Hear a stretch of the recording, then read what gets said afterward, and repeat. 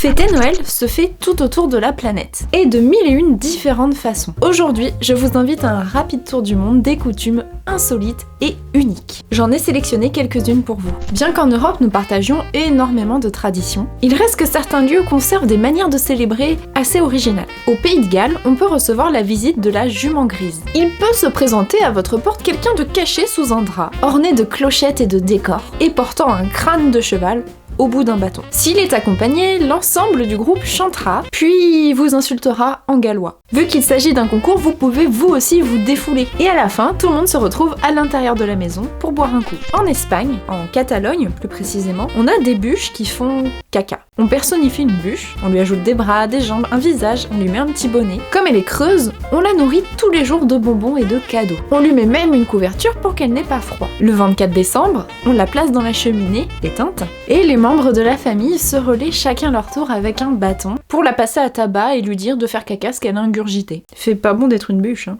On en profite pour en même temps chanter des chants traditionnels, et à la fin, on en profite pour glisser sa main sous la couverture et récupérer les excréments de la bûche. En Ukraine, on espère qu'une toile d'araignée apparaîtra dans le sapin de Noël pour porter bonheur. Une légende raconte qu'une famille pauvre n'avait pas de quoi décorer leur arbre de Noël. Les araignées, entendant cela et par compassion, tissèrent de délicates toiles dans le sapin. Au matin, celles-ci se transformèrent alors en fils d'argent et d'or. Voilà pourquoi, en Ukraine, on décore parfois avec des toiles d'araignée. Au Portugal, on laisse dresser la table à la fin du repas, pour que les défunts puissent, s'ils le désirent, se restaurer à leur tour en famille.